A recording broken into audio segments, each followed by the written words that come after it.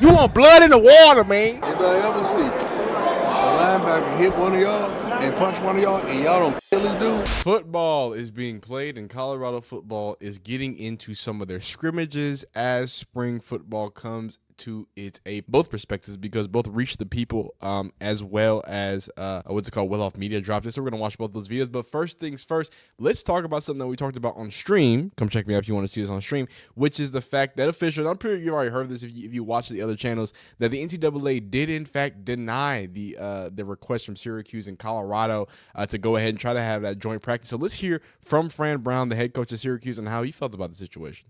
We should have just told Coach Belichick and Bill O'Brien to come up with it, and then they would have let them do it, and then it would have all went right. We shouldn't have been the first two dudes to say, damn well they wasn't about to let Coach Prime Time and Fran Brown be the first two guys to do it. I was over their dead bodies, so that wasn't happening that way.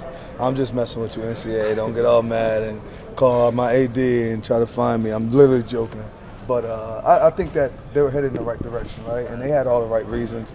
It wouldn't have gave everybody the same opportunity, right? It would have been a little advantage and it wasn't about us being able to practice, because us practicing together would have only limited the amount of people on the field. It would have been 11 on the field now instead of, well, we goes 2 spots, so it's 44. So now instead of that, it would have been 11 going at a time, right? The financial literacy stuff that me and Coach Prime was talking about being able to do would have been something that these kids would have been take with them for a long time. And then we was going to have it set up where our study hall was going to be together. Guys was going to be in there doing work and things of that nature. So we were trying to build like a full family, more so than just, hey, the spring game was going to do that. That would have been a cool event at the spring game, but it was more so about this spring ball thing. Everyone's trying to like fade away from it. They don't want everyone to see it. So we're trying to bring some light to it to say like, hey, this is a huge event, right? And it's not just a huge event, but it's core to the culture and the environment that is college football. And as college football strays away from amateurism, I think at its core, it still has to embody what it means to be a part of the spirit, right? And the different things of that nature, and to allow that school, that alumni, and the people around that community to still feel entrenched into it. So I think, me personally, that's the biggest thing that we're losing with spring games, is that engagement of the community, because that's what colleges are supposed to be. Let me in, man. Hey, fly around today, fly around on 3. 1, 2, 3. Fly around. Let's go. Caden Salter rolling right. Dips off one to guess who? Isaiah Harge. He's been all over the field. Gonna hand the ball off to Dallin Hayden. And hey, in practice he's been looking good. Caden Salter's throwing a pretty ball. Hey, DB's locking up. Number 5 has been popping up on tape on the defensive side a lot as well. Guess who? But Isaiah Harge. He seems to be, which I think is interesting, because you look at LeJohntay, you even look like Travis Hunter, but more LeJohntay, Jimmy Horn, these two slot demons who have a lot of speed. Who's really going to take that mantle as the roll right, and you drop it off to Joseph Williams, the Tulsa wide receiver, who can get it done in a lot of different ways. But like I was saying, I think it's interesting to see, because what Joseph Williams is going to do. We know what Quanell Farrakhan's going to do. We know what not Draylon Miller, but Draylon Miller could be there, as we have a flag on the field right now. Omarion Miller, we know what he brings, right? And we know what all these, idealistically, they're breaking more runs. Idealistically, we know what all these receivers bring, but I feel like when you see who's going to be that go-to guy in the slot, it's going to be big. And as Draylon Omarion, I keep saying Draylon, that is, by the way, what he's going to be used for, even though, hey, we talked about Joseph Williams loves to go get it, loves to get at the catch point. Farrakhan loves to get it at the catch point, but Omarion Miller's got the build to do it, and he's shown that he can do it at the NCAA. These are two guys in Joseph Williams with limited, experience in Tulsa, and of course the true freshman in Quanell that need to prove it. Whereas Omarion has done it against USC, by the way. Oh, what did we see there? Uh-oh.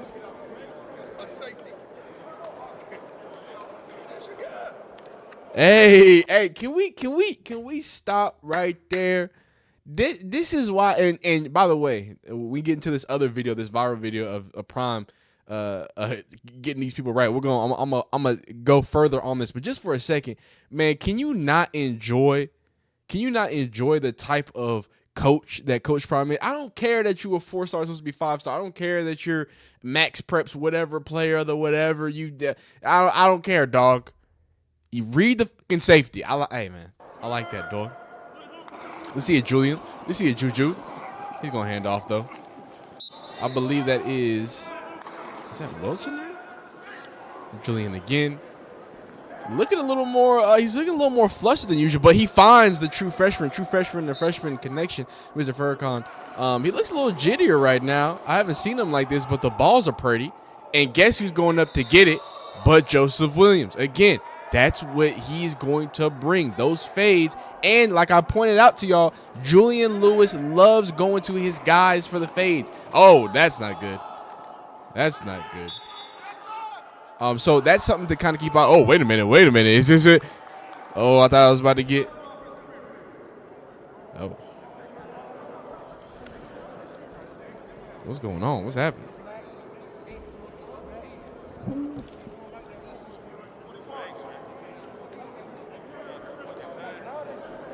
I don't know what they yapping back.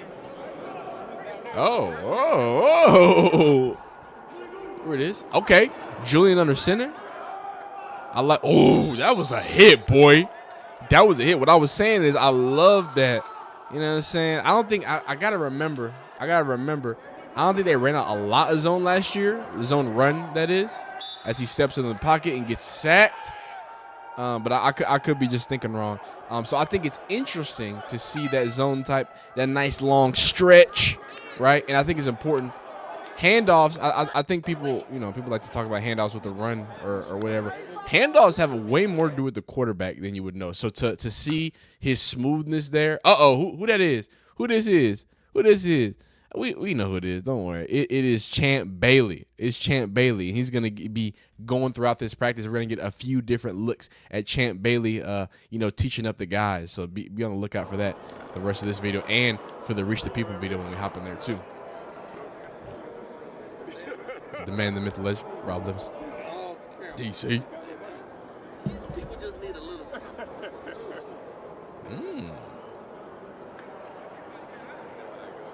They're chatting and yapping. And by the way, I do want to say Mike Zimmer was in the house too. He was in Colorado gear. Ooh. Oh, more picks from the offense. Man, good for the defense, bad for the offense that both quarterbacks seem a little rattled here. Even the guy with a little more as Augusta comes in. Man, 2-8 is flying. I'm seeing 2-8 fly around. I'm seeing 2-5 fly around on the defense. Some standouts. I know we talk a lot about our offense here as Isaiah Harge gets loose. But there are some numbers that keep popping up on defense too. And y'all know what DJ McKinney's going to do. So that ain't even a question. I think this is such a physical defense. I just want to see more size. I feel like, and this could be, whatever ones or twos, but I feel like I'm missing the Jaheim Otis. I'm missing the Lightfoots. I'm missing those big bodies on the D-line. And there you go. There's a false start there. And Julian Lewis, guess what he loves? Guess what Julian Lewis loves? I just want to talk about, because I'm not the greatest X's and O's type of guy, but I'm a football watcher. And I can tell when a type of player likes something and is feeling something. Julian Lewis has this tendency, at least that I've seen through these practices, that if you show him a wide receiver with no safety help, he's going to attack it. He's going to attack it as soon as he can. And guess what he has? He gets his free play. He don't even look nowhere. Oh, free play. I'm looking left. I'm looking to my one-on-one. Nobody there. I don't think that was a completion. But the ball was great. The ball was bad, and the decision was even better. Oh, don't touch the quarterback, dog. We touched the quarterback. First down, we touched the quarterback. Thank you. Touch the quarterback. Thank you. Quarterback. First down. Don't touch the quarterback. What y'all doing? Y'all trying to get a 1-6? Here go, stop. Look, man. And for y'all who don't know, whoa. That boy's flipping and flopping. Okay. Oh, okay. Oh. A little, hey, is that an actual play? I like that one. Hold up. Wait. Before I get into what I want to get into, let's talk about some foosball for a second. I love this play. Now, if you've been keeping up with some of the Shador Sanders conversations, a lot of the bail that people have been giving him is the fact that, the offense last year and even, the year before that could be seen as a little bit rudimentary, right? It could be seen as not really helping the quarterback as much, right?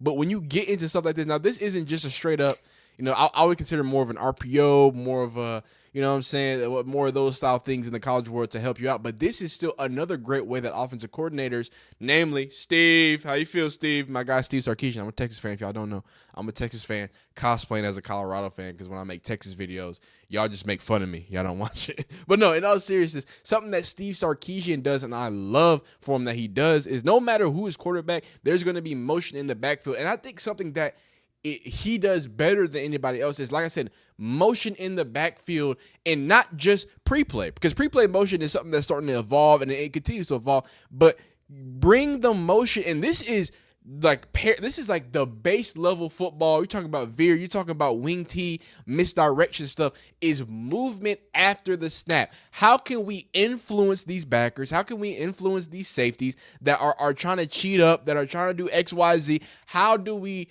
find a way to just alleviate? And it's not just about helping your quarterback to have him this easier screen, but also help your receivers, help your blockers, right? So what we're going to do here is we're going to fake toss sweep, right? And it's important that this toss happens, and guess what? This guard happens, because guess who's looking? You got a linebacker looking. You got Lightfoot up the field. I believe that's Lightfoot up the field. You have a linebacker frozen, and you have this defender frozen. They have to honor this crack, and you've got a big boy moving. These linebackers are taught to, when these big boys is moving this way, oh, well, I got to, this is a pulling guard. This is a big boy on the move. I got to get there. That's all eye candy for him to stick his foot in the ground, and it's a great way to run tunnel screen.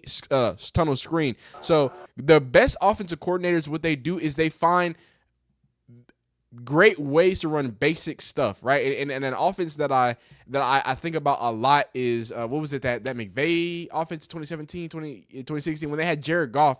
And if you watch any of those, as Dalen Hayden goes for a lot of yards, that was like that was Sean McVay offense that was really bringing in the whole the pre-snap motions and whatever, and it's starting to help in the popularization of that. And oh wow, that defense is playing some ball right now.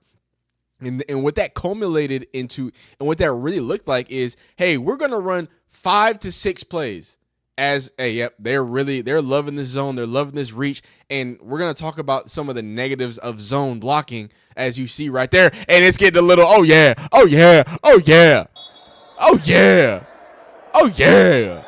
This is what springs about. You don't care about my X's and O's, you don't care about that offensive stuff that I was talking about. This is what you came here for. Blood in the water, man. It's there, bruh. Can't do that every day. 37 and 59.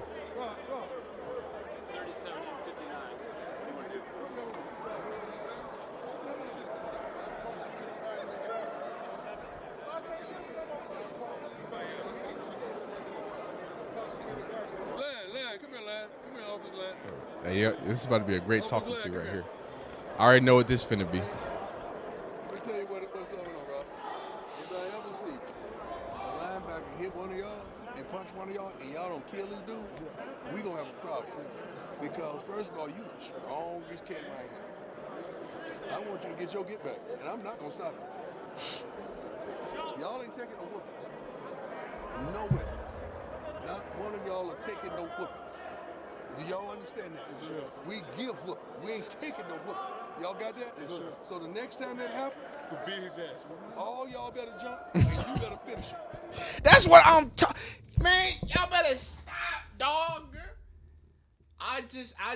What upsets me for real, what gets me upset and gets me out my frame and out my body and gets me really amped up and all extracurriculated with the extracurriculars, right, is that this is an old school coach, dog. I knew what he was finna say. I already know. Not just because I saw the clips on Twitter, but also because I knew what he was going to say. I knew when he was going to say it. Like I told y'all, hey, don't touch the quarterback. I was that defensive lineman that hit the quarterback on accident. and you thought you was slick because, I'm going to just hit the ball. I'm going to just hit his hand. That's worse. I would rather you tackle him. Don't be risking this 4-star quarterback because you trying to get an extra stat on film, because that's what you're trying to do. You're trying to go look at the film and be like, hey, coach, you seen how I did that? You seen that strip sack? So forget that. This is the epitome of spring football. And if you're new to football, if you don't know, if you haven't watched a lot of spring football, from pee-wee, high school, middle school, spring football is about finding out who wants to play football.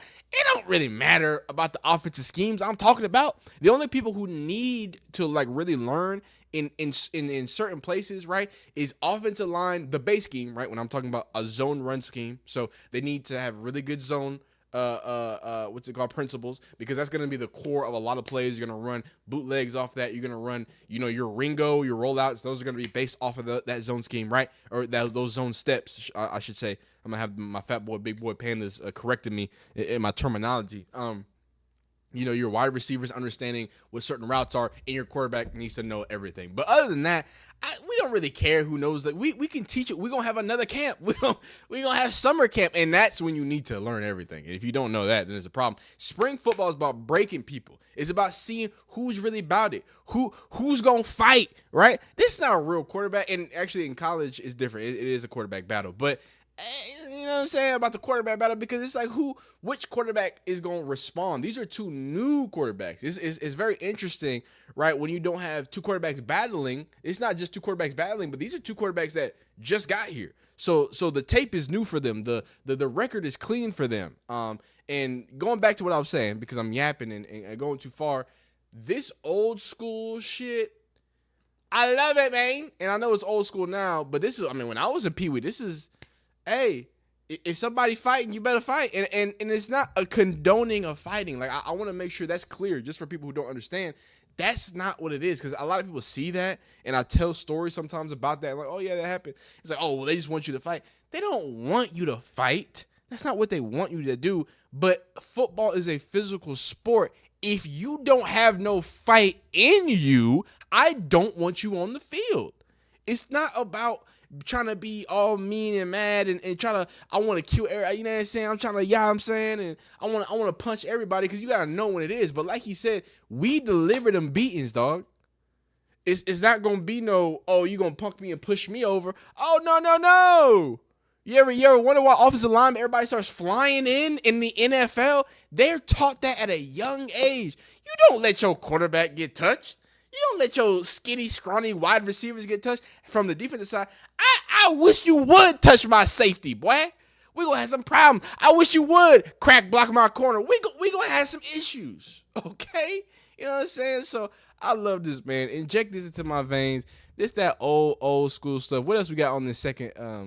Hey, that's how you know we on that time. They going crazy. And knowing that. They going crazy. But yeah, man, it's going to be a lot of the same stuff.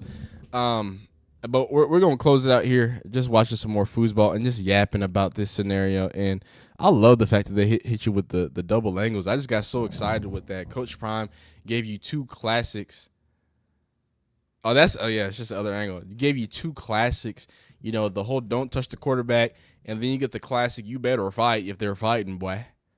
And that was just, that had to be poor communication. That boy looked like you were just throwing that thing up there. But in closing, look, it's the first scrimmage. I think they still have about a week or two left in totality of spring. And then, of course, they're going to have their actual spring that's going to be televised, I believe, April 19th, if I'm not incorrect there. Oh, more picks. So many picks, man. So many picks. But y'all go watch Reach the People. Y'all go watch Roll Up Me. Y'all go watch their coverage of spring. We talked a little bit about the Fran Brown. Look who that is. Who that speed demon? That's Quentin Gibson. Y'all know what that boy do. We talked about this Fran Brown situation. So just to close out, just to understand that what the NCAA said. They did say the timing of the request, noting most of the institutions had already played their spring practice and basically to the competitive and recruiting advantage. Saying that would have been an advantage because only Colorado and Syracuse would have had it. But now you have people like Oklahoma State's Greg Van Gundy, is that his name, talking about it, him wanting to relive Bedlam and all this craziness. And what I really want to say is kind of to Fred Brown's point, Deion Sanders is a trendsetter, and you're going to continue to see the things that he's been getting really crucified over for these past years, what he's been getting denied over, and these things that he's going to try to do to look silly. In a few years' time, he's going to be where we look at and what we look to for the guidance of college football. Whether you like it or not, that's just how it is. That's the world we live in. So if you enjoy college football content, if you enjoy Deion Sanders content, everything else in between, man, like the video if you like it, dislike it if you don't like it, subscribe if you enjoy that. And we'll see you next time, man. Remember, you're great. Keep being great. Keep being phenomenal, man. Today's going to be better, man.